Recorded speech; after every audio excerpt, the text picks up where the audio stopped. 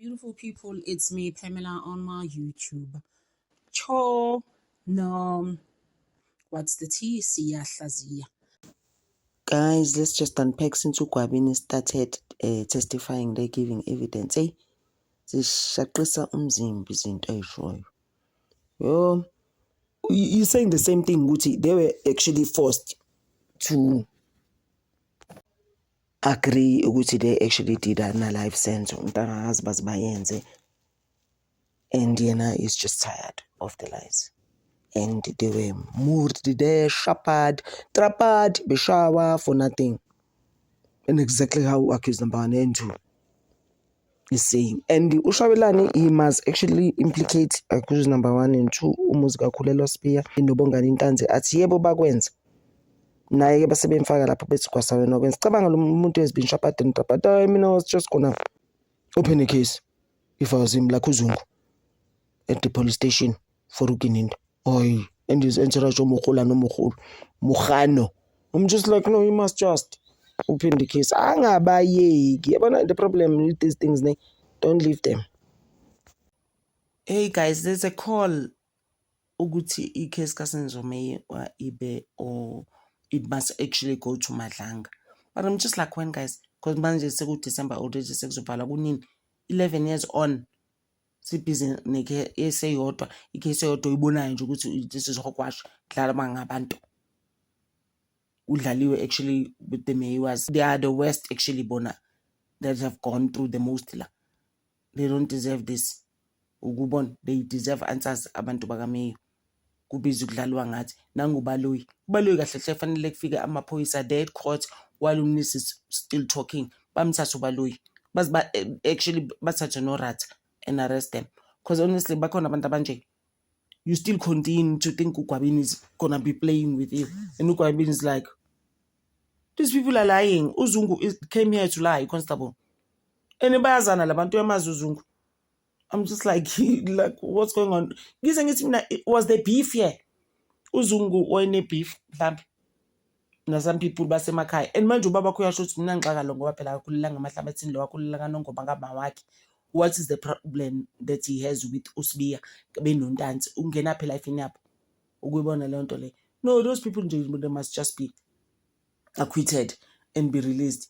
Obviously, I mean, we all know ukuthi uFiso Kuhle guys is serving 6 life sentences. They've repeated it so many times ukuthi benza ama crimes abo. And ngize ngifila sengathi also nayo lo abathi uBhekicele, but I've always known ukuthi uBhekicele is a liar and he's rotten to the core.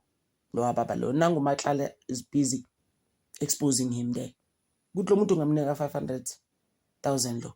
Angazi ukukhuluma ngani, and in bags for that matter. And it's crazy how abantu abenza money laundering nenkohlakalo and racketeering zonke lezi zinto engasile nje, that includes bani bayifuna in bags, abayifuni ebank. Uzobona ukuthi bayigebengu kanjani abantu. So we were not there. Ngisabhizi naleyo video vele kaMatlala ihamba yodwa lo baba lo abathi uMatlala. I am just like, ngeke labantu laba babethathwephi, who are living like submarines ngaphansi komhlaba benza ukukhohlakala okungaka in our country. Hayi eka Senzomei basesikhathele, we are pushing it. Ifanele manje ihambe eMadlanga, it might take 2 days. Emva kwalokho abantu bavela baboshwe. We are actually tired. We don't want it to take forever. Hey bo, I'm just like, hey bo guys, uGwabini is busy there exposing people. Uyasho ukuthi nami ngangishawa ngangijubiwa kwaSamina. And yena his case is worse because he ends up now being released after memshayele at some stage wayichamela kubanda. Imagine guys, these guys went through so much for a case that they know nothing about, including yena lo Gwabini indlela ashawa ngayo. And ngiyasho ukuthi angazi ukuthi waphunyuka kanjani, but it does say actually they do like mention ways aphuma ngazo ukuthi no, that whole thing yokuthi washawa wazwayichamela, and then he soiled basically on himself, and kwakubandilanga la khona wazwathola umuntu ukuthi amnikeze ijacket. That's actually on its own exposed omukhano labo babona ukuthi lo it's simkhiphe ngapha kuthiwa u2000. Anyway izwe bail yakhe ukuthi ihamba kanjani impela. Futhi sabona nje kaze uqophelele South Africa kaze abantu bazenzela. and they go and get these jobs that they don't deserve to do all these crimes. Baba ma criminals, like how Umkhwanazi will say, "Angitshele ngalo criminal usibiya." A person, I will never sit with that person at the same table. Lo muntu uyizigebengu. So i-bail yala, uyayibona ukuthi ihamba kanjani le bail. This bail is not right. Ngeke uzuzo understand ukuthi i-bail enganjani le engayi court. Wazoyithola imali lo uGwabini wayikhipha. Uyabona ukuthi wayinika uMkhano noma uRhula leyo mali lo. That's exactly what happened there. That's how this bail was paid. Uyabona nje uGinini ukuthi kudala they've been taking envelopes and bags of money. Like how Matlala is saying, bags of money with 500,000 in it. I guys, abantu bazenzele kakhulu. Abantu ababoshwe. And manje it's worse. For the past 2 days, there's a call Jay Kutlalelo Ubalui cannot come out of this. He's being exposed. Kakhulu manje. Uguti unamanga Ubalui. Like I said last week, Uguti, even those who believed they were intruders in that house, I'm sure they're just like, hey, we don't believe that. Now we can see there's nothing like that. Those people who are sitting on their own, uzandile Khumalo represent brutal fruits guys lap. Or Tuchulu Senzo May were there. Can those people actually who were in the house come to court now? We want the 375. We are tired of this hogwash that's going on there in the court the whole day. Nalo Rata, just as much as Uratage, he was that person who's throwing Baloyi under the bus. Ngapa babi bafune futhi ganging up. The two of them ganging up on Umnisi. I'm just like, Nenzani, what are you doing? Stop. All of you for defeating the ends of justice. Boshwan. I don't know if you heard when Umnisi said there is a narrative that states have been pushing Yoguti, the planning of the unaliving of Senzo Meyiwa happened at the hostel. Like, honestly, guys, when did that happen? It was to hostel. Like, man, busy pushing that thing that you created.